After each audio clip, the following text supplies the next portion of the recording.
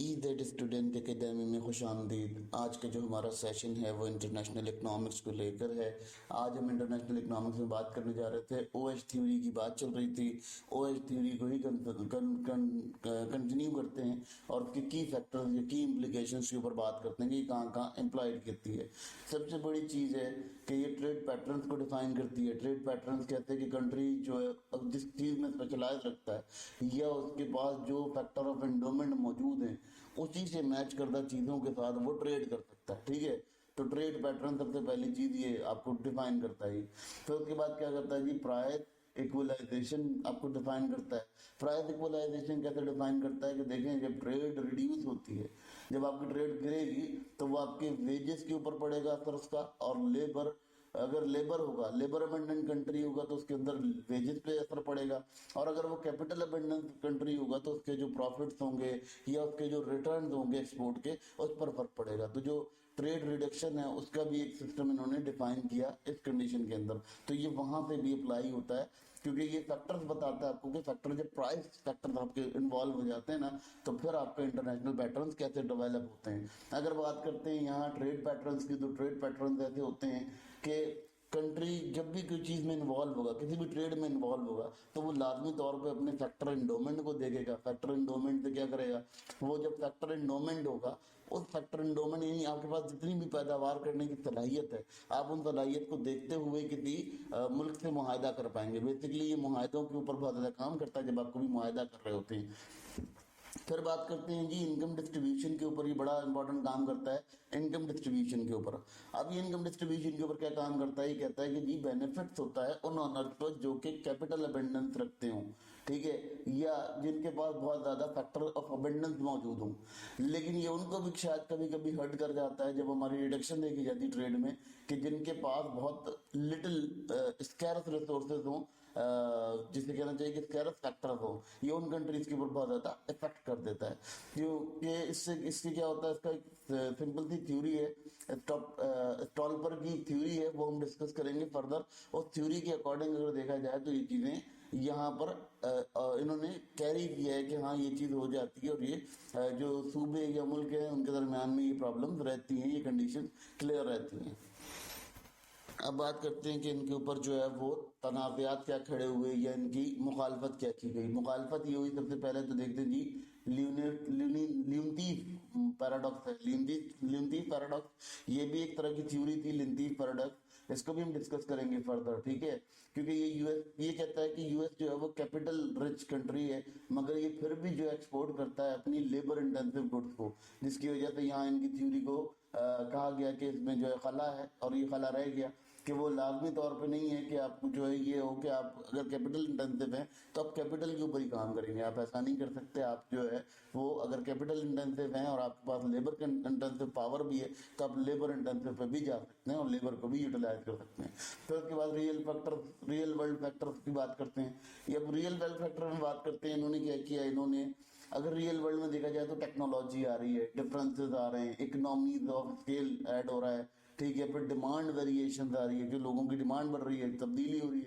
फिर उससे क्या हो रहा है, उससे जो आपकी सिचुएशंस हैं वो बिल्कुल ही डिफरेंस हो रही हैं, ठीक है। अब लेट सपोज आपको क्या है कि आपको बाहर बाहर का कोई फोन इस्तेमाल कर रहे हैं, टेक्नोलॉजी है, ठीक है, टेक्नोलॉजी के अकॉर्डिंग आपको पता चला जी बाहर कोई मुल्क में फोन आ रहा है तो आप उसको भी इस्तेमाल कर रहे हैं। फिर उसके बाद अगर रियल वर्ल्ड में बात करते हैं तो बहुत सारी ऐसी चीजें, गाड़ियां हैं, कार्स हैं, जो किसी कंट्री में बनाई नहीं जा सकती या किसी स्पेसिफिक एरिया के अंदर नहीं बनाई जा सकती, तो वो भी आपको इम्पोर्ट करनी पड़ती है। तो यहाँ पर भी इनके ऊपर एक रिस्ट्रिक्शन बनी, ठीक है। फिर उसके बाद बात करते हैं जी फैक्टर मोबिलिटी। फैक्टर मोबिलिटी में ये किया है इन्होंने कि इनकी जो फैक्टर था, उन्होंने ये अज्यूम किया कि मोबिलिटी जो है वो कंटेन करती है कंट्रीज के अंदर। तो ये बात भी गलत हो गई, क्योंकि बाद दफा ऐसा होता है कि कंट्री से बाहर ले जाना पड़ता है चीज़ों को, क्योंकि यहाँ टेक्नोलॉजी इतनी असिस्टेंट नहीं होती, इतनी एफिशिएंट टेक्नोलॉजी नहीं होती जिसके अकॉर्डिंग हम इसे इस्तेमाल कर सकें। तो ये इनका जो है वो यहाँ देखा जाता है सिस्टमेटिकली कि ये इनके फ्लॉस है, या इनकी फ्लॉस कहना चाहिए, इसको गैप कहना चाहिए कि इनकी थ्योरी का ही गैप निकला। अब बात करते हैं जी ये मॉडर्न एज में कहाँ काम आता है ये थ्योरी जो इनकी है, ये मॉडर्न टाइम में क्या काम आती है, क्योंकि मोस्टली स्टूडेंट्स ये कहते हैं कि जी हमें ये क्यों पढ़ाया जा रहा है, ये बड़ा पुराना चीज़ है, उसके ऊपर बहुत ज़्यादा क्रिटिक्स मौजूद है, फिर भी पढ़ाया जाता है। तो स्टूडेंट्स को ये बात बड़ी क्लियर होनी चाहिए कि जो चीज़ें हैं उनका कहीं ना कहीं आपकी मॉडर्न लाइफ में भी यूज़ हो रहा होता है। तो इसका कुछ मॉडर्न लाइफ में भी यूज़ हो रहा है, मॉडर्न ट्रेड के अंदर भी यूज़ हो रहा है। तो अंदर से बड़ी बात करते हैं कि ये इंडस्ट्रियलाइजेशन के पैटर्न्स को डिफाइन करता है।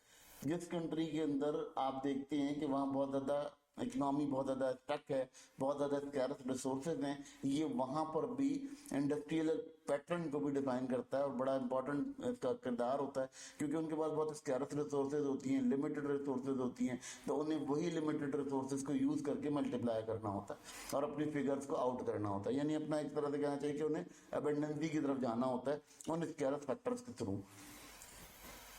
फिर उसके बाद ये क्या चीज डिफाइन करता है, ये डिफाइन करता है फॉरेन डायरेक्ट इन्वेस्टमेंट को, जबकि आपका जो फैक्टर अबेंडेंट रीजन होते हैं उनके अंदर, ठीक है, ये बड़ा इंपॉर्टेंट किरदार अदा करता है यहाँ पर। फिर कहते हैं जी यूज इन पॉलिसी मेकिंग, यानी ये पॉलिसी को भी बनाने में बड़ा किरदार अदा करता है। जब आप किसी मुल्क के साथ अपने ट्रेड एग्रीमेंट करने जा रहे होते हैं या आपके ट्रेड एग्रीमेंट हो रहे होते हैं, वहाँ भी अपना बड़ा किरदार अदा करता है। फिर डेवलपमेंट एजेंसी जो होती हैं उनके लिए बड़ा काम करता है और डेवलपमेंट स्ट्रेटजीज फाइंड करके देता है आपको कि आपने क्या क्या स्ट्रेटजीज लगानी है जिससे आप मुल्क का एक अच्छा मुनाफा, एक अच्छी चीज अर्न कर सकते हैं। तो ये एक बड़ा इंपॉर्टेंट इनका यहाँ पे कंसेप्ट होता है। ठीक है, कुछ चीजें इसमें फ्लॉ भी होंगी, लेकिन कुछ चीजें इसके अंदर आपको ऐड की जाती हैं कि जो आपके लिए बहुत बेनिफिशियल है। अगर इसके फ्लॉ की बात की जाए तो इसके बहुत सारे फ्लॉज हमने स्टडी किए, मगर इसके फ्लॉज को अगर एक तरफ रखा जाए तब भी ये देखा जाता है कि जो HO मॉडल है वो बहुत ज़्यादा अपने अंदर किरदार रखता है, एक बहुत अहम किरदार रखता है। HO मॉडल बेसिकली क्या है, वो थ्योरी जो है वो आज भी हमारे लिए काम आती है, सिर्फ इस सूरत में कि जब हम ट्रेड पैटर्न डिफाइन करते हैं किसी मुल्क के, ठीक है, जब आपको ये चीज़ें पता होंगी तो ट्रेड पैटर्न आपके क्लियर हो जाएंगे कि आपको पता होगा कि आपने अगर किसी से ट्रेड एग्रीमेंट करना है तो किस बिना पर करना है। बेसिकली ये कंडीशन इसी तरह से डिफाइन की जाती हैं।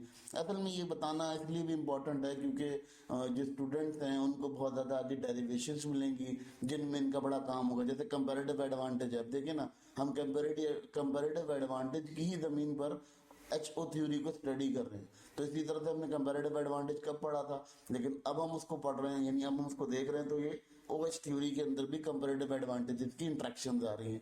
तो ये एक बड़ा इंपॉर्टेंट मैटर होता है। इसी तरह से क्या होता है कि जब इकोनॉमिक्स अपनी पॉलिसीज को क्रिएट करने लगते हैं तो उस पॉलिसी मेकिंग के अंदर उन्हें बहुत ज़्यादा ये चीज़ें समझनी चाहिए, क्योंकि बीइंग इकोनॉमिस्ट आपके पास ये तमाम नॉलेज होगी तो तभी आप जो है वो अपना ट्रेड पैटर्न डिफाइन कर सकेंगे, अपनी कंट्री के ट्रेड पैटर्न को समझ सकेंगे, या आपको ये समझने में आसानी होगी कि जिस जगह आप अपनी रिसोर्सेज को यूज कर रहे हैं या रिसोर्सेज इस्तेमाल कर रहे हैं वो रिसोर्सेज किस तरह से आपको फायदेमंद है या किस तरह से सूदमंद है आपके लिए। तो ये तमाम चीज़ें यहाँ डिस्कस करना इसलिए भी ज़रूरी थी क्योंकि ये बहुत ज़्यादा इंपॉर्टेंट मैटर्स होते हैं। इन इंपॉर्टेंट मैटर्स को बहुत ज़्यादा डिस्कस किया जाता है और फिर डिस्क्लोज नहीं किया जाता बेसिकली, क्योंकि बहुत सारी सेंक्शंस हैं, बहुत सारी रिस्ट्रिक्शंस हैं। मगर HO मॉडल जो है फिलहाल हम ये कह सकते हैं कि इम्पोर्टेंट होता है और इकोनॉमी में हम इसको स्टडी करना बहुत अहम है, क्योंकि इसी से आपके ट्रेड पैटर्न डिफाइन होते हैं, आपकी कंट्री के रिसोर्सेज मालूम होती हैं, आपको स्कैर्सिटी और दूसरी चीज़ों के बारे में डिफरेंस करने में आसानी हो जाती है।